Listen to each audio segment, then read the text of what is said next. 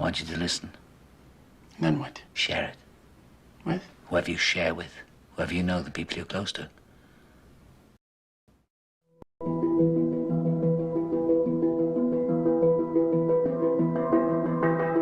Tonight's talk is consciousness, creativity, and the brain. And if you have a golf ball-sized consciousness, when you read a book, you'll have a golf ball-sized understanding. When you look out, a golf ball-sized awareness. And when you wake up in the morning, a golf ball-sized wakefulness. But if you could expand that consciousness, then you read the book, more understanding. You look out, more awareness, and when you wake up, more wakefulness. It's consciousness. And there's an ocean of pure, vibrant consciousness inside each one of us. And it's right at the source and base of mind, right at the source of thought, and it's also at the source of all matter. There is no matter as such. All matter originates and exists only by virtue of a force which brings the particle of an atom to vibration and holds this most minute solar system of the atom together. We must assume behind this force the existence of a conscious and intelligent mind. This mind is the matrix of all matter. Matter seems like a good place to begin. The solidity of the world seems totally indisputable. As a fixed thing that you can see and touch, your body is also reassuringly solid. But beginning with Einstein, modern physics has assured us that this solidity is a mirage. All of physical matter, everything we have around us, is the result of a frequency. And what that also means is that if you amplify the frequency, the structure of the matter will change.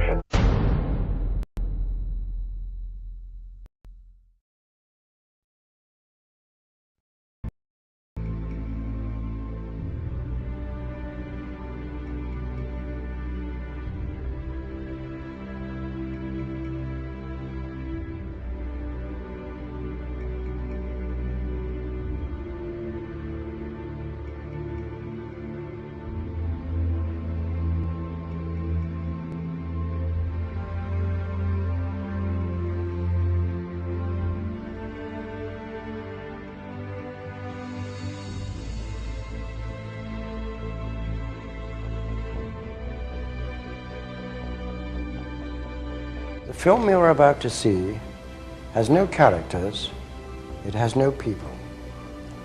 It's a film to describe to you and explain visually the effect of cymatic frequencies on texture, structure, water, oil. You will see many things that answer many questions. You will see living forms, living amoeba, almost animal-like creatures.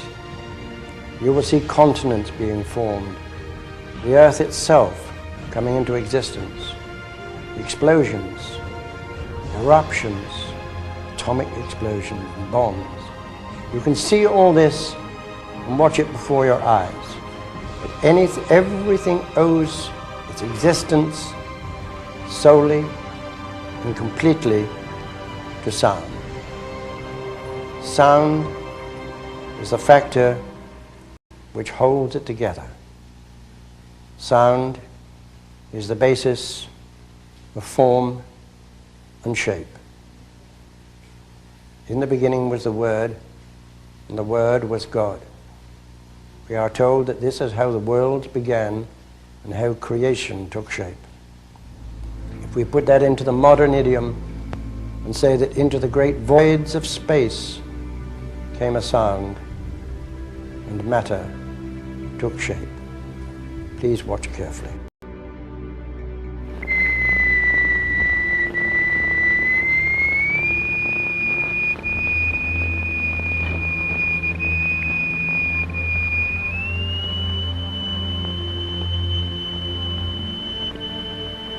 We can also use different shapes of state.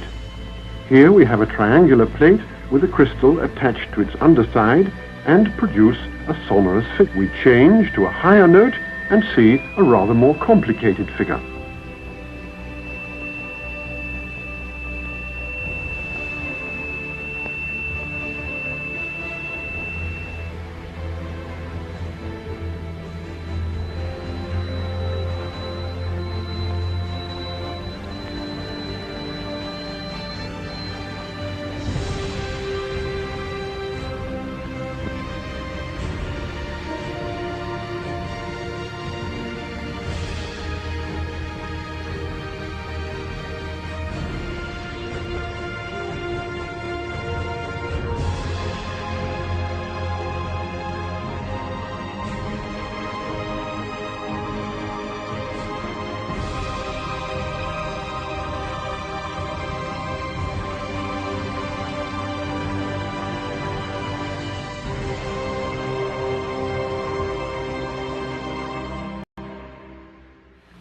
We use sand and lycopodium.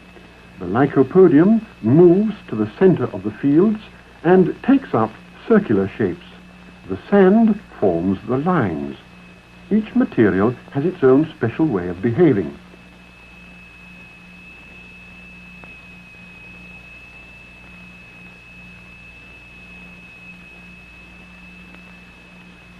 Lycopodium alone, a sonorous figure,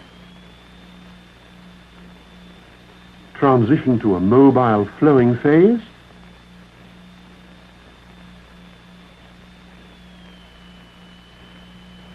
and back again to the figure.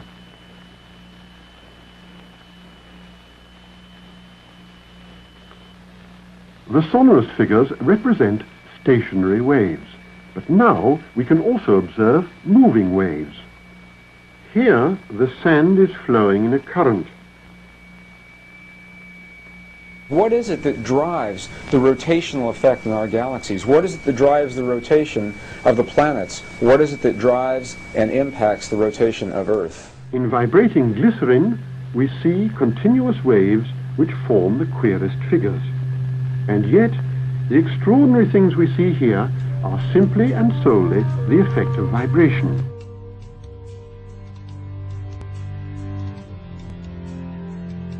Now, what we've seen up until now are single signals, single frequencies projected in the matter. And what you're seeing here now are interference patterns of two or more frequencies resulting in a pulse. The pulse of the human heart, the pulse that drives the blood through the veins in your bodies. What is your heart responding to? Where does that pulse come from?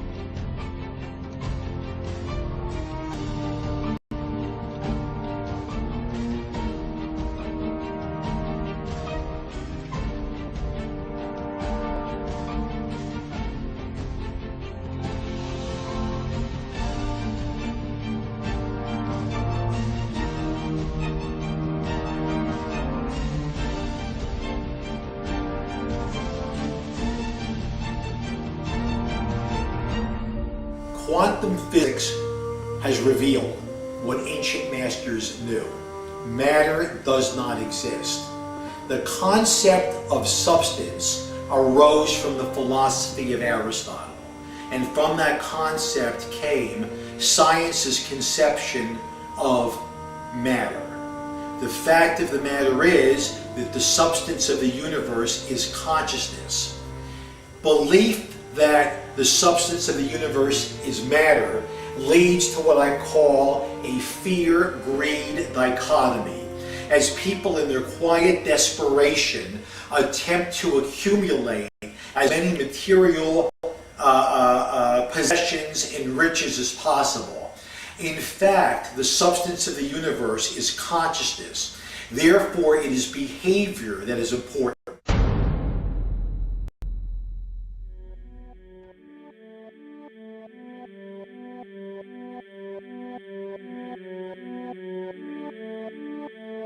The daily life we perceive with our five senses is not reality. Quantum physics has shown that space and time are illusions of perception. Therefore, our bodies cannot truly be a reality if they occupy this space. Rutherford performed an experiment in Manchester that revealed to him the shape of the interior of an atom. Scientists were shocked to discover that the atom is almost entirely empty space. The question then became, how could this empty atom possibly make the solid world around us? Our true consciousness does not exist in our brains or in our bodies. But this illusion of our individual bodies, along with the misinformation of our true origins, has manifested the idea that we all think independently from one another. Within this understanding, it would seem impossible to scientifically explain telepathy, clairvoyance, spiritual mediums, and other phenomena dealing with transferring information between sources without physical means of communication. But when you understand that there is a common spiritual bond between all things in the universe, and that we are all part of one divine intelligence, no phenomena is unexplainable. The blank matter within the most basic building blocks of perceivable existence is malleable and molded by intent. This means that consciousness shapes our reality. This seems difficult to accept for most, and it is quite understandable. In modern times, we are taught from an early age how to think rationally and tangibly. This is a very left-brain method of education, and it has more harmful effects than is given credit for. The left brain deals with logic, details, facts, patterns, practicality, science, and math, as the right brain deals with feeling, intuition, symbols, images, risk-taking, philosophy, and religion. With a deliberate push for government-controlled educational curriculums, generation after generation of the youth are being taught to focus only on the facts, figures, and numbers. Repetition is used to train children subconsciously to accept what they're learning. Children aren't rewarded for questioning the validity of the information they receive. They are ridiculed. However, the children who blindly accept the information as true and merely regurgitate the information on command when it is time to take a test, those children go on to become the decision makers in our government, law, medicine, business, and every other occupation with power and prestige. The most detrimental effect of being pushed away from holistic thinking with the full brain into a strictly left brain thought is what is known as the suppression of the feminine. Every male and female have both feminine and masculine qualities. It has nothing to do with man or woman. These are represented by the left and right brain, yin and yang, black and white, light and dark, and most every other duality. Both are vital to our spiritual and physical health. So the intangible parts of our existence, such as emotions, are part of the true reality of higher consciousness. If emotions are part of a realm that we cannot experience with our five senses, then how is it that we are all aware of our emotions? What most people believe to be emotions are not truly the emotion itself. What we are experiencing is the physical manifestation of these emotions. Anger causes disturbance in the psyche, which manifests itself in the ego. These manifestations cause the heart rate to increase, body temperature to rise, and spawn many other physical traits that signify anger. Just as music from the radio is a physical manifestation of an intangible signal, our experience of emotion is the physical manifestation of an intangible signal as well. It has been shown that our emotions have a vibratory frequency to them. Furthermore, there are only two emotions that humankind experiences: fear and love. All other emotions branch either directly or indirectly from these two emotions. Fear has a long and slow frequency vibration to it, while love has a very rapid and high frequency. To show that vibration is the very foundation of existence, Hans Jenny developed what is known as cymatics in the 1940s to show that when vibrations of sound are passed through a form of media, there is a set pattern that will follow. When the frequency increases, the media develops into a more complex pattern. Precisely what is happening to our Earth and to humanity. There are 64 possible codes of amino acids in our DNA structure made from 4 elements: carbon, oxygen, hydrogen, and nitrogen. By any means of logic, we should have all 64 codes activated within our DNA structure. Yet we presently only have 20 active codes. And these 64 possibilities, it appears that only 20 of these codes are turned on right now for us, the 20 amino acids. There is a switch that turns off and turns on where those coding sites lie, and that the switch for that turning off and turning on is what we call emotion. And this is the first time that we've ever seen the patterns of emotion directly physically linked to human genetic material. Well, fear is a long, slow wave of emotion. So this wave of fear is a long, slow wave and touches relatively few sites on this DNA. So an individual living in fear is limited to the number of antennae that they have available to them, whereas an individual living in the pattern of love, this is love in DNA, you can see it's a higher frequency, shorter wavelength. We have many more potential sites for coding along that genetic pattern. This information, this is amazing. This is the first time we've ever had a hard digital link between emotion and genetics. It's important to understand because another researcher named Vladimir Popanov measured tiny particles of light called photons inside a vacuum tube. The photons were scattered as expected. A sample of DNA was then entered into the vacuum tube and they measured the photons again. They found that the particles of light aligned themselves along the axis of the DNA. Then, as they removed the DNA sample, the photons remained aligned to the same form of the DNA even though no DNA was present. This is what is known as the phantom DNA experiment. Science now bridges a very important gap between physical and ethereal, or spiritual. Our emotions directly affect the structure of our DNA, which directly shapes the physical world we experience every day. So the messages left by the ancients that we've explained here were more than prophecies about a one-world government or a new world order. We now understand why the study of the heavenly bodies were so important. The rotation and orbit of all that makes up our universe serves as a clock to map changes and transitions. This helped the ancients understand that the change of the heavenly bodies were a mirror to the changes of all existence. Bakerly Department Chairman, Chemistry, University of California, Berkeley, showed that DNA acts as an antenna for cellular upregulation. The primary function they taught us about what DNA is about. It's a receiver and transmitter of photons, light and phonon sound. For what? Cellular upregulation, meaning that they're water molecules, the pyramid power around the DNA spiral energizing strands are taking in the spiritual energy of love vibrations and then sending it out for manifesting, precipitating in a quantum field, the physical matter of the body. These are hertz, frequencies, or cycles per second that the musicians can retune their instruments to play and experiment with. Why? Again, these are the Creator's musical scale, the original solfeggio, buried for 3,000 years in the Bible. So the ancient priests who knew how to levitate the huge stones for the building of the pyramids and the Masonic knowledge that predated ancient Egypt, the ability to have this information, these frequencies, serve the function of creation, destruction, and miracles on behalf of the empowered people who had access to this knowledge. I say that because of this metaphor.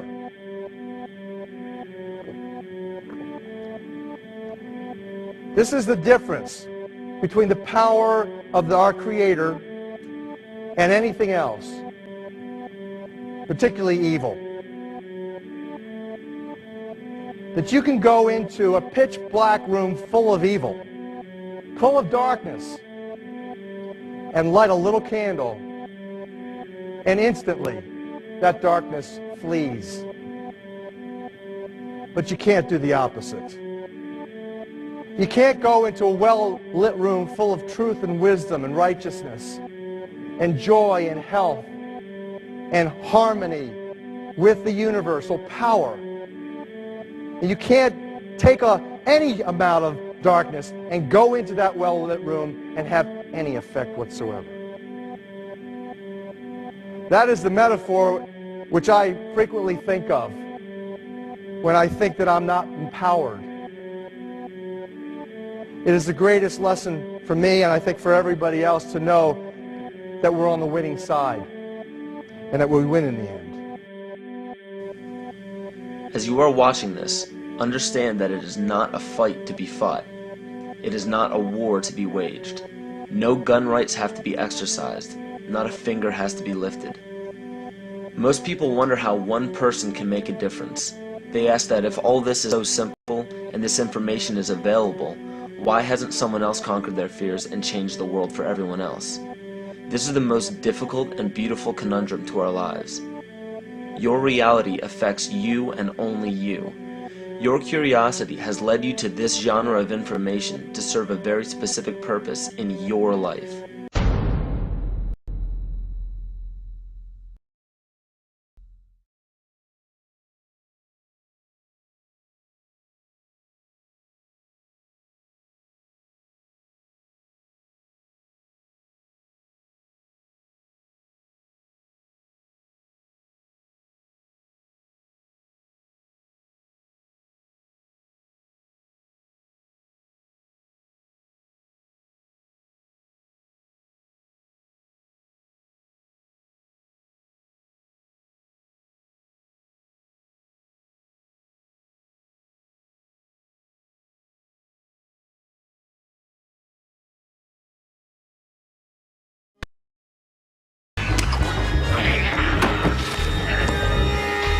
So who is in control? Huh? Are you?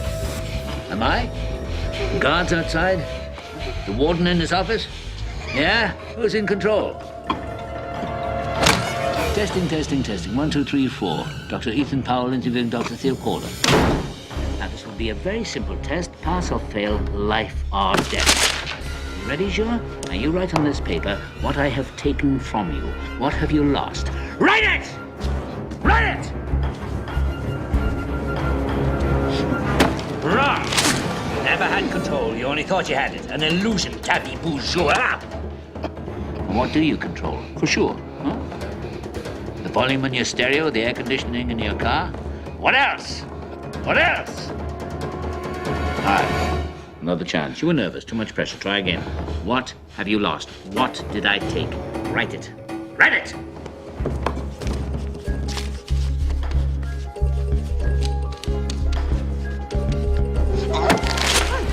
You're a fool, Juha.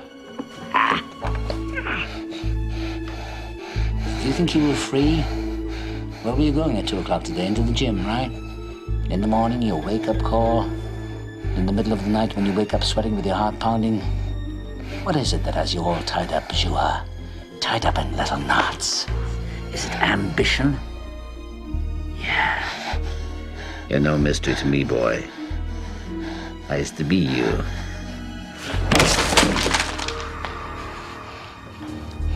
Okay. One last chance. You think I won't do it? That's one psychiatrist less to the world. I'm already deep in the pit, so what can they do to me? Last try. Get it right. What have you lost? What did I take from you? Write it.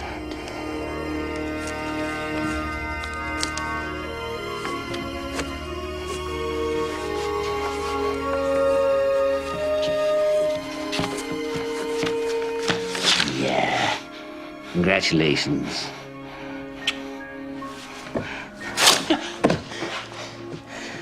You're a student after all. And you've lost nothing but your illusions and a little bit of skin. I want to finish this. Finish what? Telling you what I know. What makes you think what you know is any different than what other people know? I had different teachers.